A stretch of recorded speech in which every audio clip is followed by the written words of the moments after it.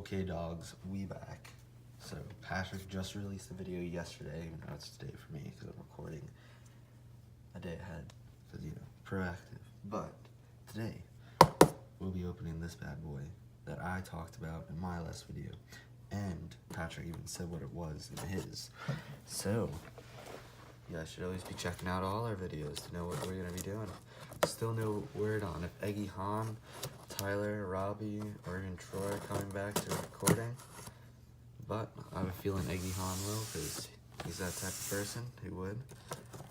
But let's get opening.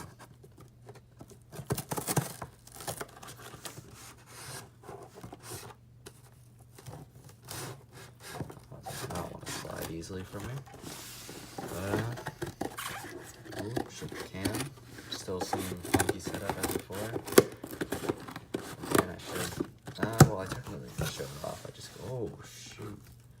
Yeah, Patrick was right. This thing's way bigger than I was thinking. Like,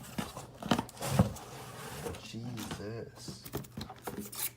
Like, that's my hand. This thing's like huge. Like, what? I don't even know what to do with it. Oh, is that my info right there?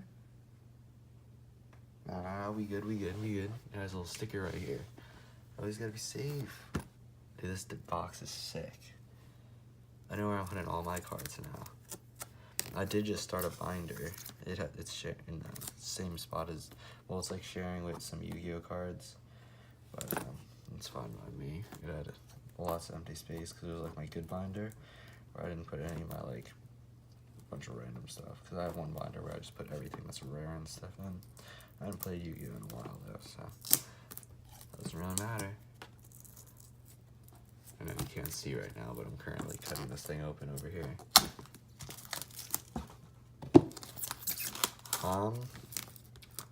I'm going to most likely see if I can get through one team in this video and one team in the next video.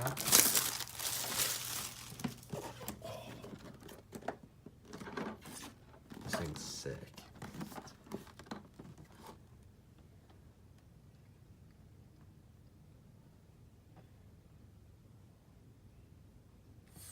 Four 40-card decks. So 160 cards in here. 161 actually, because I know it comes in here. Slowly it's coming out. There we go. Anything on this side? Nope. Oh my, this rule book's huge too. This is actually sick.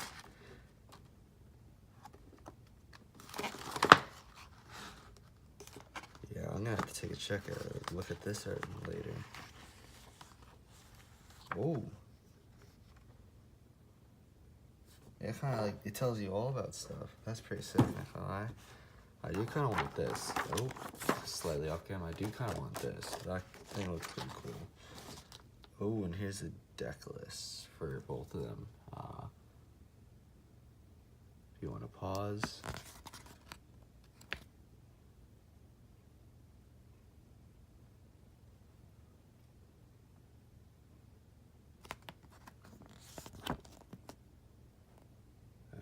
There you go.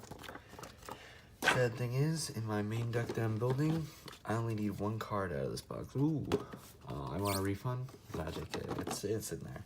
I see it. Even these are cool. The 2x2 ones. Yeah, I like this set already. Just how they made it. It's nicely made. Oh shoot, we good. Landscapes going everywhere.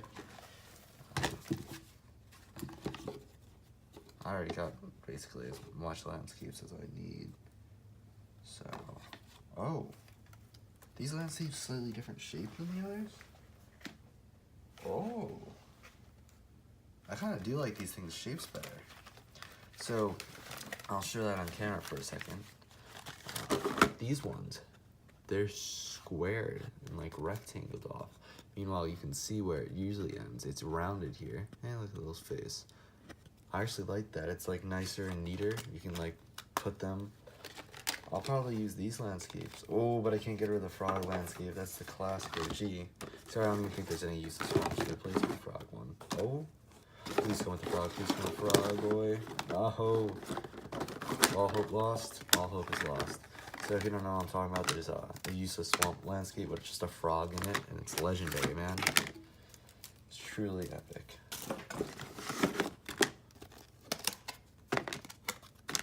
Hey, that's pretty nice.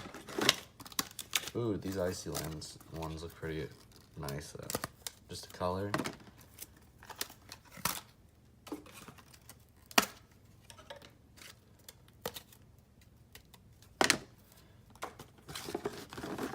Good thing I did check that out, otherwise no one would have known. I don't even know if most people may have noticed that.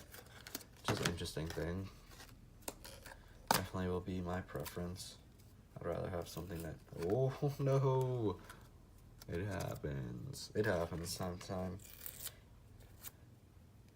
Dang. Oh, I didn't plan on using this one anyways. It's not that nice looking. Nope. Those little landscapes, Jesus Christ. Even the light, like, that's not the end of the box. Here, can I rotate it to get the full thing in? Nope, not in my setup. So, I'm not popping every single one of these out for you if that's what you're thinking I'm gonna do. But, yeah, it comes with 10 frozen tokens. Wait, I don't know why you need 10, I guess 2 extra. And then, I ain't even counting how many of those things are. Now, here's the hero pack. Here's the one extra card I was talking about. Now, the only problem with these decks, if these are the first things you're buying, they are not playable decks in 1v1 because they do not come up with enough cards, like, to be a full deck. So, here's this guy. So, you basically can't use him. I guess if you want it for fun, you can write in infinite stats and stuff and be a screw around card. But, yeah, it's just to promote their Card Wars 2 game, which came out a while ago. So, here's the hero cards. Once per turn, when a creature you control damages an opponent, you may deal 1 damage to target treat. Dang. And you know I ain't editing this stuff, so to target creature in one of your lanes. I think that means your own creature, which I guess maybe I'll find out why you might want to do that. Once during your turn, you may move a creature you control to an adjacent empty landscape. That might be able to make those stupid exhausted cards actually decent. Once during your turn, you may put a creature you played this turn back into your hand, then play it for free, and put 3 damage on it. I can see use for that, because it doesn't say it has to be on the field or something. It could have died, so I definitely see uses for Grand Prix. And then Moniker, my new hero. I'm not going to be using Prismo anymore. I'm going to be using Moniker. Once during your turn, you may ready a Floops creature. So you flip a creature, you can ready it, and you can even flip it again, which is pretty busted to me. So, here we go. Let's see what time we're running at. 8:26. Okay, so this is Team Dignified. I'm going to try and get through both these decks. If I really do feel like I cannot, I will stop and make this a 4-parter, because I did not find any info on when the record limit is. Actually, no. Okay, I did look it up. It said there shouldn't be one for like 40 hours or something. I remember with the YouTube capture app, it didn't allow you to go over 15 minutes. So I'm gonna risk this, and I guess if I have to record it, you guys will know. And you won't know that I said that either. These things are a pain as usual. I'm gonna use my trusty old chompers to get this open, hopefully. No. Good cards in this deck, as far as I remember, are the Feedman, who is the cover guy. And then Infinite Haymaker is a good card. I found a place where you can cut this stuff and stuff. Just at the very corner, there's a little room where you can, oh shoot. Just ignore me, again. Oh, nope, wait, hold up. Mikey getting somewhere. I know there's these little things right here. There we go. Now we opened. So Feedman's good. I know Infinite Haymaker's good. It's one of the only just remove a card. It's similar. I'm only gonna say it's similar to Dr. Death because you are losing stuff to use it, I guess you could say. So there it is. This little card, it's pretty cool. Oh, two-sided. Not much on it, just his landscapes and stuff, so I'll put that to the side. And then we're starting off with Feedman. He is decent. You can use him to burst out a bunch of cards, maybe get out a Lost Golem easily. You can use him, and then, oh, it comes with two. That's nice. So you got two Feedman. What does this card do? I haven't seen all, I don't remember all the cards. Okay. It's a decent card. When 0 card attacks, deal 1 damage to target opponent. Huh. So that does to the opponent. So it's not to a creature in the lane, it is to the opponent. Same with this one. Lots more zebra coins. This one does too, but it's a 2 cost, so I don't like it. Shield the zebra corn. Not as, I guess it's pretty good. I'd rather use some other cards for healing. Spiked zebra corn.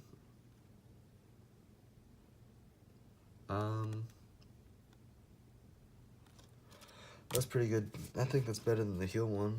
Oh, this card's pretty good. Oh, there's 2 of them. My bad. It's kind of just like, I guess similar to Diamond Dan in a way. Less limited by landscapes, but it doesn't instantly go to your hand and it has to be destroyed by battle, basically. So, this card, you shouldn't be really using it in 1v1s, I guess. But I guess it does have decent stats and its ability is decent. So, you can use it in 1v1s, I guess. Here's a pretty funny card. King Baby. Pay 1 action, flip, deal 1 damage to target creature for each cornfield landscape you control. It'd be pretty good in a 4 corn landscape deck, or even one with a bunch of, I don't even know what's this called, the Sun God dude. This is a card that's good. I'm actually need to set aside the cards that I feel useful, so I can just put them straight into that binder I'm making. Put this back down. Bail out. Wait, what?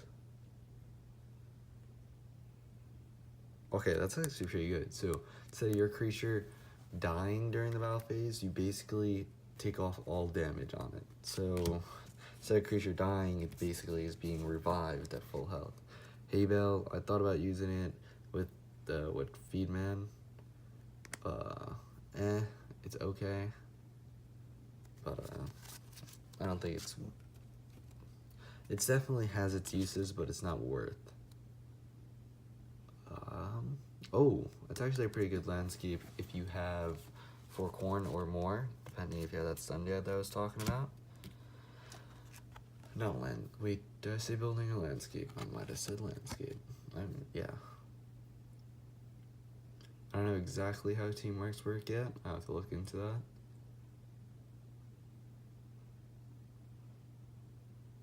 Huh. Why? It's similar to Feedman, I guess. Kinda. Interesting. I have to find out how they work. I'm pretty sure they're permanent effects once you get them out. It's okay. I guess they're... This card is getting me thinking. If you read its effect, it can kind of leans to burn cards actually finally being in nice lands, which I know I said finally. It's not like they're gonna have more, but it is one. But I do not like how. Oh, 4 or more. Okay, that's going there. Oh, these are all 4 or more.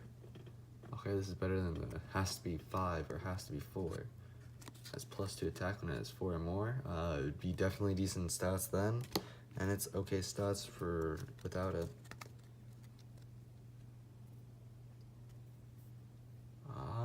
That's actually decent. Pretty good stats for 1 cost actually. So,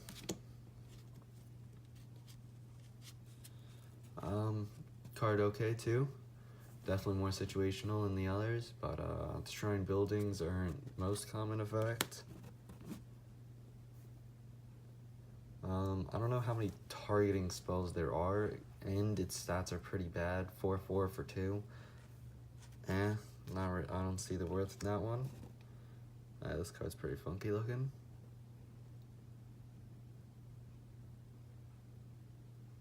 It's not really worth it.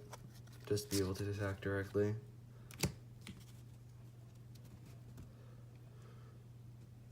Huh.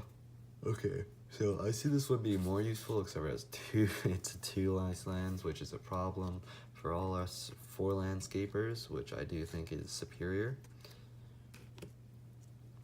Then we got Patched Puppy.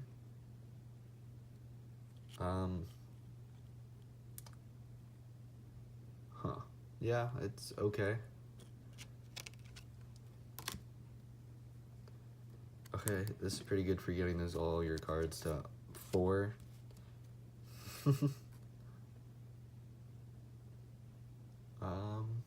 Friendly creatures have -1 until the start of the fight phase. Huh.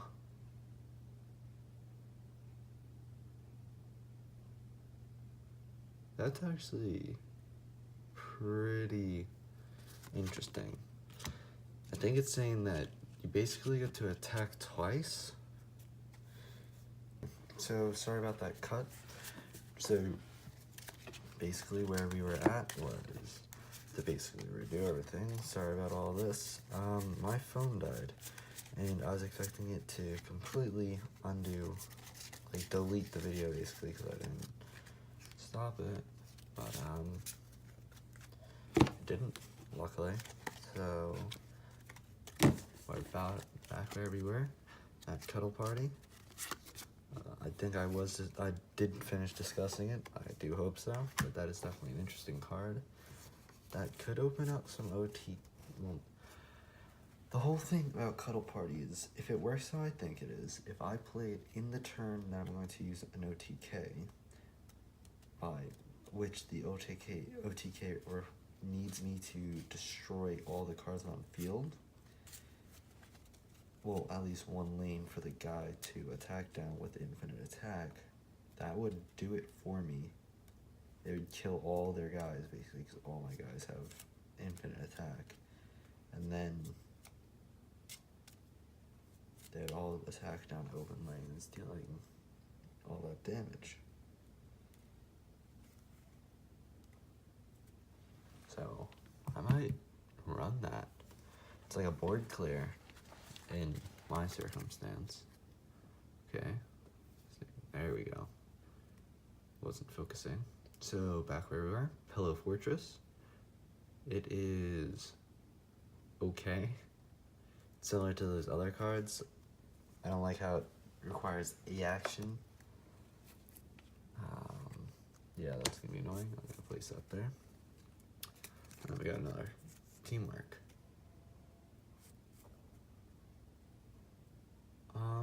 It's mediocre, but I guess if it's a permanent effect, it's okay. It'll definitely help. Not much to say for it. We got Sheep. Pretty funny card. Extreme High Five. It's interesting. If you're playing duos, you can keep looping that every turn, like swapping hands. Here's a card that I really like. It's just more drawing for me, and it's better if I go second. And since I'm using 4 landscapes, I'll most likely have a landscape that matches some of their creatures. So at minimum, it's a 0 cost draw 1, which is basically, I'm saying basically a lot. I now realize that. It makes my deck have one less card, at least. Let's read this bad boy. If a target creature you control deals 1 more damage to an opponent this turn, deal 2 damage to that opponent after playing this. You may put this into your teammate's hand. Huh.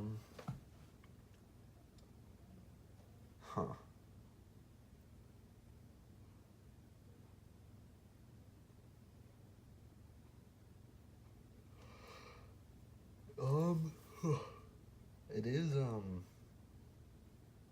it seems okay. Mediocre, though. Definitely not the best. I thought about using this card. It really just... It's a dead card, basically, if you don't have the required stuff. So, that's my only problem with it. And then here's the last teamwork. First time you or your teammate plays a rainbow spell during their turn, or other teammates... Oh, there's a period there. Or is it a comma? Right, look at that. A rainbow spell during their turn, the other teammate may play a rainbow spell with the same cost without paying its cost. Okay, it's decent, I mostly will be doing 1v1s, so I don't care much for the teamworks. And I'm going to end this episode here. I'm sorry that I only got through one deck, but I'm sure it's already at 22 minutes, so we most likely will not want it much longer. Next videos will be faster since I can already opened the box, and next episode will be her, and maybe Grand Prix. I'll try. So, see you in the next one.